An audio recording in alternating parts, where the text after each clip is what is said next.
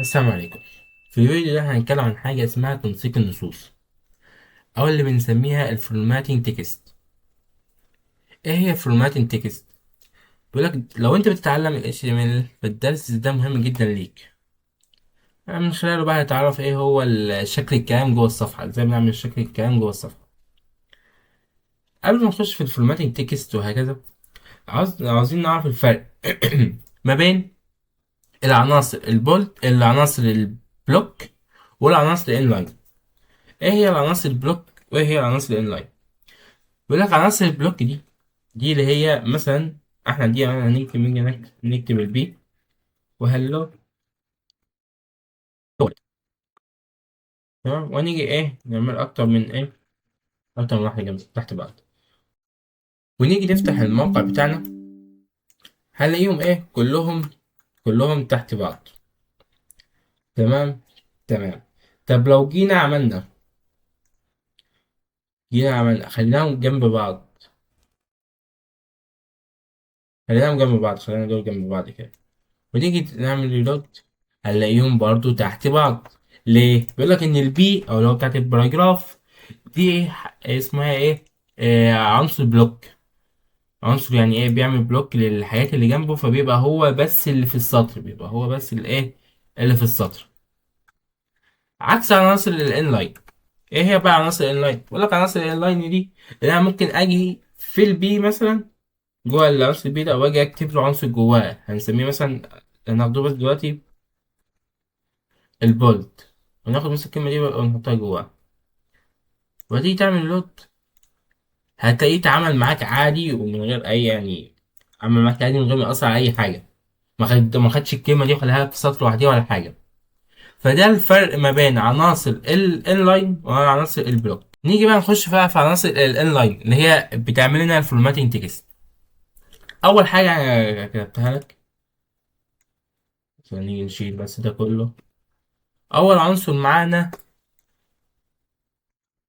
مثلا أنا عاوز أعمل اللي هي مثلا ال H3.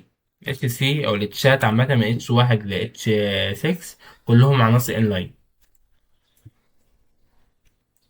نيجي مثلا نعمل هنا، عندنا مثلا ماك بوك اير M3. عايزين ندي سعر للماك، هنيجي نحطها في البيب، هنيجي نقول له البرايس 1300 $1300. عاوز بقى اميز ال 1300، عاوز اعملها بولد، عاوز اخليها بولد كده. بيقول لك عاوز تخليها بولد، فهنيجي نحطها في عنصر اسمه البي. بي بولد كده جواها كده ونحطها دي عشان تميزها للمستخدم. هتلاقي معاك بوك اس ام 3، وادي برايس، ودي ميزت ال 1300 خليتها بعنصر بولد. طب لو انا عايز اجي اعمل الكلمه بولد، عاوز اخليها بولد كده، في عندي حاجه واحده بس. قال لك في عندك حاجتين، في عندك ايه حاجتين، ايه هما الحاجتين؟ البولد، وفي حاجه اسمها سترونج. السترونج بتعمل ايه؟ بيقول لك السترونج دي هي بتعمل بولد برضه، بس بتعمل بولد ايه؟ يعني مثلا تيجي مثلا هنيجي نغير البي دي، هنخليها سترونج. سترونج. هنيجي هنشوف ايه الفرق اللي حصل، مش هنلاقي فيه اي فرق حصل. طب ليه بقى خلوا فيه بي وفيه سترونج؟ بي. بيقول لك السترونج دي بتتعمل حاجة مثلا كلمة important، عندنا كلمة important عاوزين ايه نحطها في سترونج. يعني ايه كلمة important؟ يعني مثلا هاجي مثلا اقول له سوري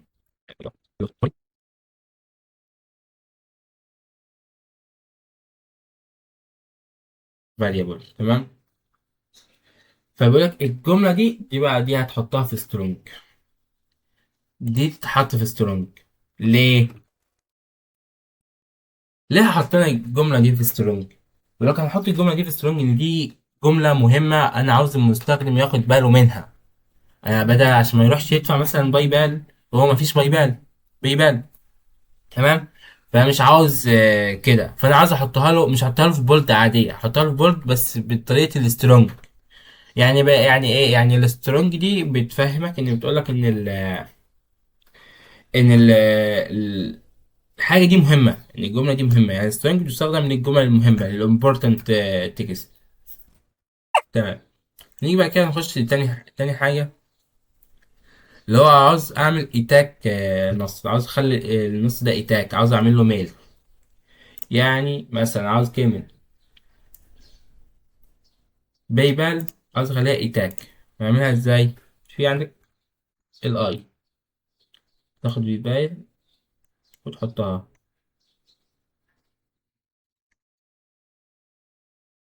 هتلاقي كلمة بيبال معاك ايه؟ بقت بيميل كده، بقت بيميل. طب هل بقى في الايتاك برضو في حاجة واحدة بس هي الاي؟ اقول لك لا، في حاجتين، الاي والاي ام. الاي دي بتستخدم عادي، بتدي شكل زي البي بتدي شكل. لكن الاي ام دي بتدي مثلا لو انت، لو في كلام كتير وانا عاوز ادي حكمة في النص، فبتستخدم للحكم. الاي ام تستخدم هي تعمل ميل جمل الحكم. والاتنين بيدوا نفس الشكل، بس الاي دي بنستخدمها لو هندي شكل بس، عاوزين ندي شكل الكلمة زي بيبال. لكن لو هدي حكمة وكده لا، فدي هنستخدم معاها الاي ام. لو عاوزين ندي نميز كلمة، نديها مارك، ندي مارك للكلمة. يعني مثلا بايمنت دي عاوزين نخليها نديها مارك، فتيجي هنا كده تاخدها وتكتب مارك كلمة، ونيجي نعمل فريش، هتلاقي ايه؟ الكلمة بقت معاك مميزة، لونها أصفر. تمام. نيجي بعد كده اللي بعد كده، لو عاوزين مثلا احنا عملنا خصم على السعر، عملنا خصم على السعر، بدل ما كان 1300 بقي 1000. فدي بتتعمل ازاي؟ هتيجي هنا 1300 دي هتخليها تشيل بي اللي عليها البولد، وهتخليها دل، وهنيجي نكتب جملة جديدة بقى ايه؟ ببي جديدة، هنخليها $1000، إنها بقت ايه؟ معنى $1000. نيجي بعد كده في حاجة عندنا، حاجة اسمها الصب.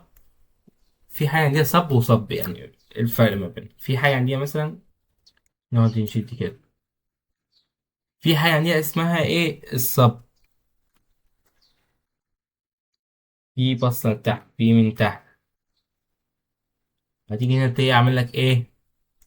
خلك الكلمة الاذ نو دي، احنا لو معانا السطر هيبان لك ان خلى الاذ نو دي تحت السطر، خلى الاذ نو تحت السطر. يعني مثلا عايزين نخلي التلاتة دي فوق الام، فهتيجي هنا وعند التلاتة دي في حاجة بقى عندنا اسمها صب برضو، بس بي من فوق. هتكتب جواها الايه؟ هتكتب جواها التلاتة. هنيجي نبص هنا كده، هنلاقي التلاتة بقت معانا ايه؟ هنلاقي التلاتة بقت معانا فوق الام. وعشان تسهل لنفسك، ففي موقع مهم جدا لكل المبرمجين، WC School. WC School ده بيبقى عليه كل حاجة انت عاوزها لأي لغة برمجة، لأي لغة برمجة انت عاوزها. مثلا احنا دلوقتي في ال HTML، يعني في حاجات كتيرة انت عاوزها في ال HTML. يعني مثلا نيجي هنا تاني ونرجع نقول ايه؟ formatting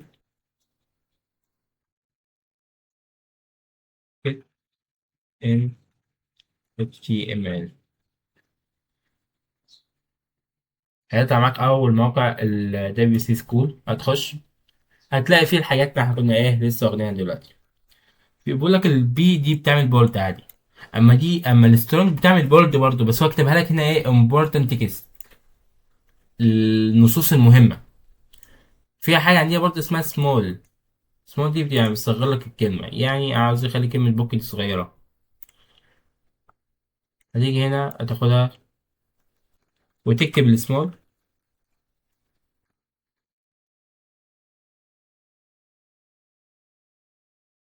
هتلاقي ايه؟ كلهم بيعادي ما عدا كلمة بوك، ايه؟ صغر لك كلمة بوك. بس هو الخلاصة بقى بتاعت الفيديو النهاردة، ان بنستخدم السترونج للحاجات المهمة، مش تفضل تستخدم السترونج على طول. ونستخدم الاي ام للحكم وهكذا، مش هتفضل تستخدم الاي ام على طول. عاوز تدي شكل بس، استخدم الاي. وكده كان فيديو النهارده. لو عجبك الفيديو متنساش تدينا لايك واشتراك عشان نكمل في باقي السلسلة، والى اللقاء في باقي الفيديوهات.